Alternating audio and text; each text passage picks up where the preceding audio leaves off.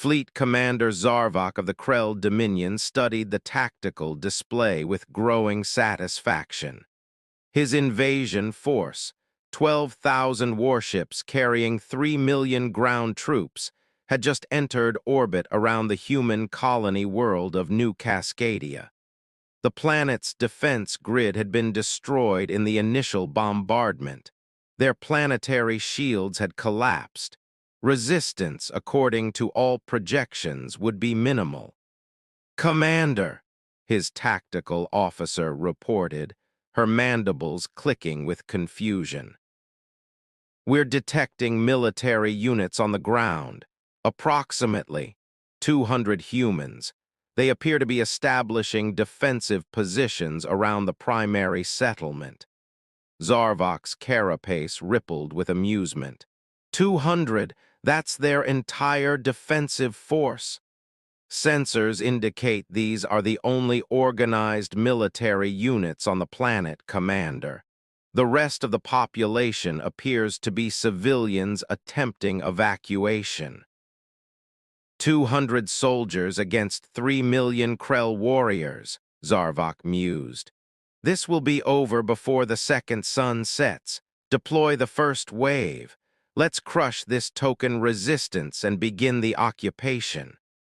What Fleet Commander Zarvok didn't know, what he couldn't possibly know, was that those 200 humans weren't New Cascadia's army. They were its scout unit. And the Krell Dominion was about to learn a very painful lesson about human military doctrine. Sergeant First Class Marcus Webb crouched behind a burned-out hover truck, his enhanced optics tracking the Krell dropships descending through New Cascadia's atmosphere. Around him, his squad, 12 soldiers from the 75th Reconnaissance Regiment, checked their weapons and equipment with the calm efficiency of veterans who'd done this 1,000 times before. "All right, listen up," Marcus spoke into his squad comm. "Intelligence says we're looking at a full-scale invasion force. Millions of hostiles, heavy armor, air superiority. Our job is simple: delay them long enough for the civvies to evacuate through the southern transit hub." "Sarge," Corporal Davis said from his position on the flank, "we're 200 people. They've got 3 million. How exactly are we supposed to delay that?" Marcus grinned, an expression his squad had learned meant things were about to get interesting. "By doing what scouts do best, Davis, we make them think we're something we're not." Now everyone switched to Protocol Whisper and spread out. "Let's show these Krell bastards why you don't invade a human world without doing your homework first." Protocol Whisper was the unofficial name for a tactical doctrine that had evolved over humanity's 3 centuries of interstellar conflict. It was based on a simple premise. Scouts weren't supposed to fight armies. They were supposed to make armies fight ghosts.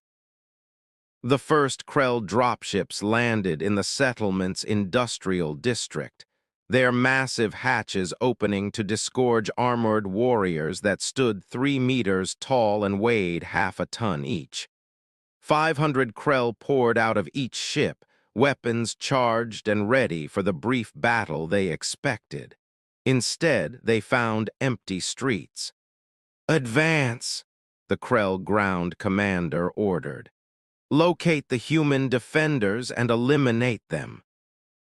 The Krell formation moved forward in textbook fashion, overlapping fields of fire, mutual support, proper spacing.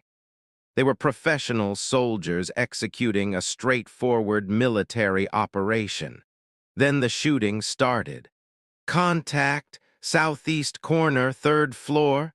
A Krell squad leader bellowed as one of his warriors dropped, a smoking hole through his chest plate. The Krell formation immediately turned toward the source of fire, weapons blazing. They poured hundreds of rounds into the building's 3rd floor, reducing it to rubble. "Target eliminated," the squad leader reported. Negative, came another voice. We're taking fire from the northwest, 2 buildings over. More weapons fire erupted from a completely different direction. Then another burst from behind them, then from a rooftop 4 blocks away. How many humans are there? The ground commander demanded. Unknown, sir. They're everywhere and nowhere. We can't get a fix on. The transmission cut off as an improvised explosive detonated beneath a Krell APC, flipping the 6-ton vehicle like a toy. Up on a rooftop 2 kilometers away, Marcus watched through his scope as chaos erupted in the Krell formation. Davies, how many shots did you take? 3, Sarge. Got 2 confirmed kills before relocating. Good.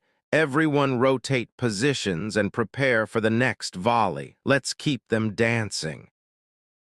This was the essence of Protocol Whisper. Never be where the enemy thought you were, never engage with your full force, and never let them understand how many of you there actually were. Back in orbit, Fleet Commander Zarvok stared at the tactical reports with growing confusion. The ground commander reports heavy resistance, his tactical officer reported. Multiple human positions across the entire settlement. Estimated enemy strength is, this can't be right. What is it? He estimates between 2,000 and 5,000 human soldiers, sir, possibly more. They're using advanced cloaking technology, mobile artillery, and coordinated sniper teams. He's requesting reinforcements. Zarvok's carapace darkened with anger. Our intelligence said 200 humans. How could we miss 5,000 soldiers? Unknown, Commander. Should we deploy additional forces?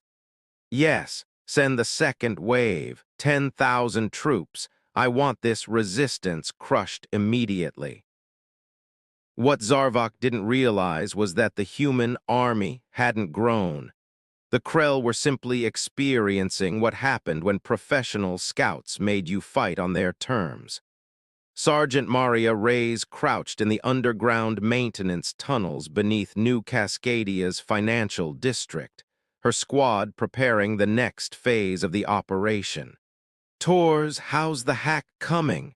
Specialist Tors looked up from the Krell communication relay they'd captured. Almost done. We've got access to their tactical network. They think we're a full battalion spread across the city. Because we are, Reyes grinned. We're just a really small battalion that moves really fast. Can you feed them false sensor data? Already on it. I've got ghost signatures popping up all over the grid. Their command is going to think we've got units in places we've never been. Beautiful. Light it up and let's move to the next position. This was another key element of Protocol Whisper. Control what the enemy sees, hears, and believes. Make them fight shadows while the real threats moved freely. By the time the second wave landed, the Krell ground forces were already in disarray. They'd been fighting for 3 hours against an enemy they couldn't pin down, couldn't outmaneuver, and couldn't understand. Command, this is Ground Force Alpha, the Krell commander transmitted, his voice strained. We've taken significant casualties.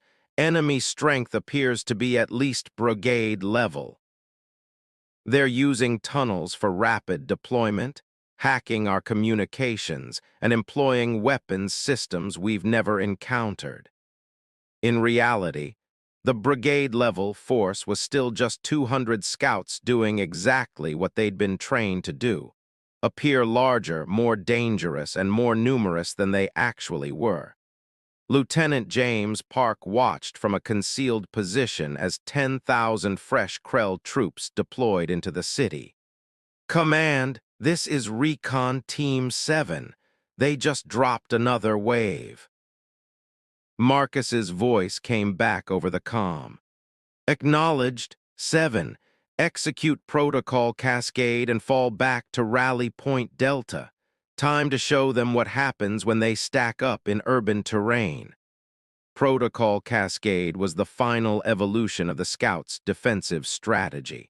For hours, they'd been herding the Krell forces into specific areas of the city, places that had been quietly prepared with everything from improvised explosives to structural weakening to good old-fashioned traps. All teams, this is Webb. Execute Cascade in 3, 2, 1, mark. Across the settlement, carefully placed charges detonated simultaneously. Buildings collapsed onto Krell formations. Underground fuel depots exploded beneath enemy positions. Bridges failed at precisely calculated moments. The urban landscape itself became a weapon. And in the chaos that followed, 200 human scouts simply vanished. Report. Zarvok demanded, his carapace now flickering with colors that indicated extreme stress. Ground forces have suffered 40% casualties, his tactical officer reported, her voice shaking. The city has become a death trap.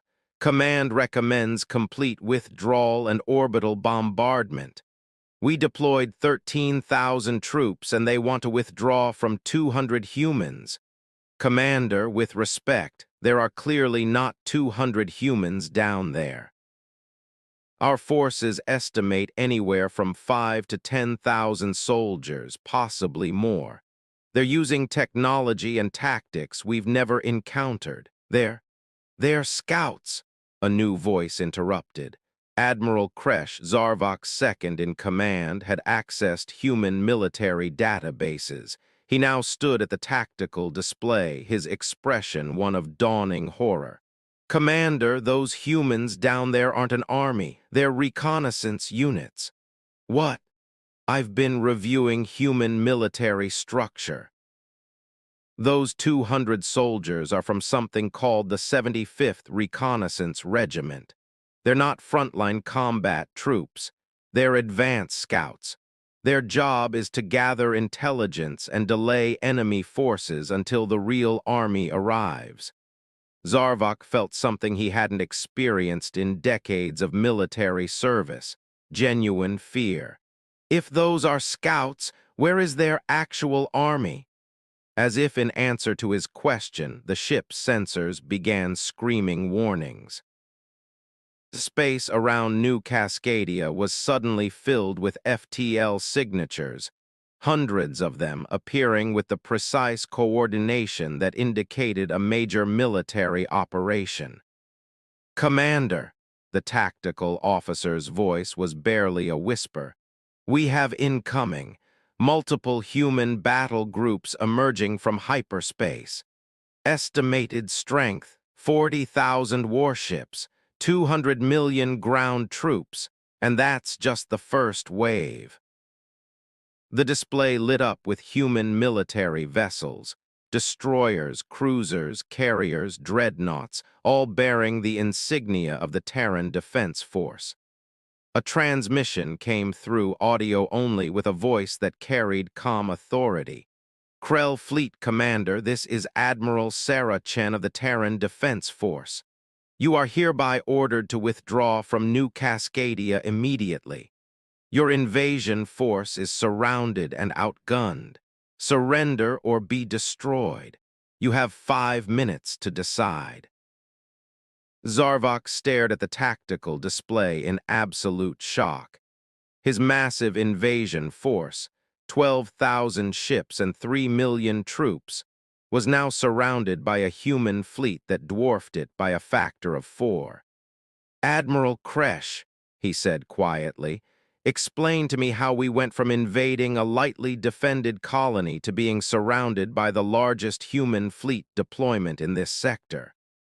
I believe, Commander, that those scouts accomplished their mission. They delayed us long enough for the human main force to arrive. And in the process, they made us commit our entire invasion force to a single location where we could be trapped. We lost 40% of our ground forces to 200 scouts, Zarvok said, the reality sinking in. 200. Yes, Commander.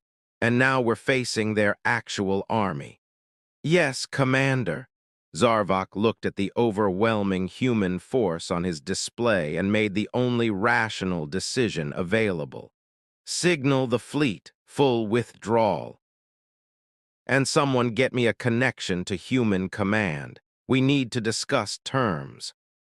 On the surface of New Cascadia, Marcus Webb and his surviving scouts, 173 of the original 200, watched as the Krell fleet began retreating from orbit.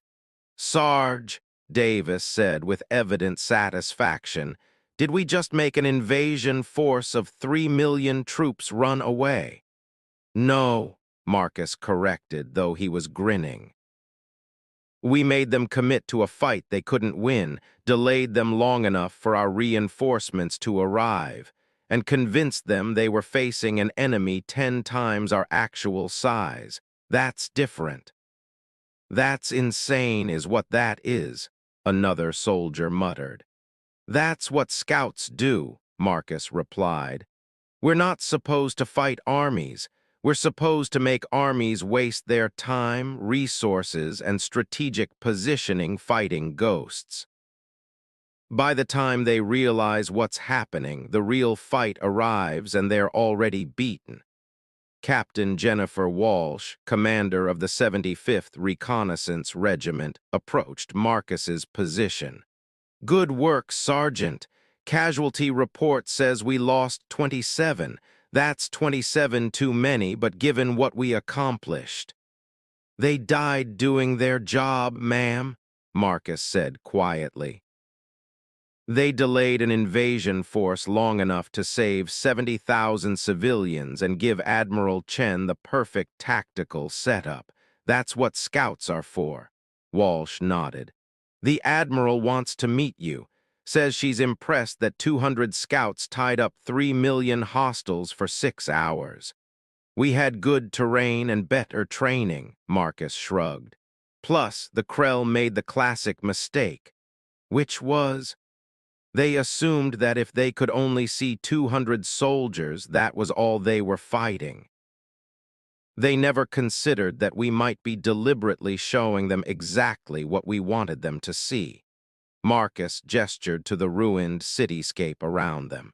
Every shadow, every explosion, every ghost signature, they added it all up and created an enemy in their own minds that was way bigger and scarier than we actually were. And by the time they realized the truth, ma'am, the real army had arrived and it was too late. The after-action report on the Battle of New Cascadia spread throughout the galaxy like wildfire. Military academies from a dozen species studied it. Tactical analysts debated it. And most importantly, potential aggressors took note of what had happened. The Krell Dominion had deployed an overwhelming invasion force against what intelligence said was a lightly defended human colony. They'd encountered resistance from what appeared to be a significant military presence, thousands of soldiers using advanced tactics and technology. In reality, they'd been fighting 200 scouts. By the time the Krell realized their mistake, they'd committed their entire invasion force to a single location, suffered massive casualties fighting an enemy that was never where they expected, and found themselves surrounded by the actual human military response. It became a cautionary tale. Never assume you know what you're fighting when facing human forces. What looks like an army might be scouts. What looks like scouts might be an army. And by the time you figure out which is which, you've already lost. 6 months later, Marcus Webb sat in a classroom at the Terran Military Academy, lecturing to a room full of officer candidates. The question I get most often, he told them, is how 200 scouts stopped 3 million Krell. The answer is we didn't stop them.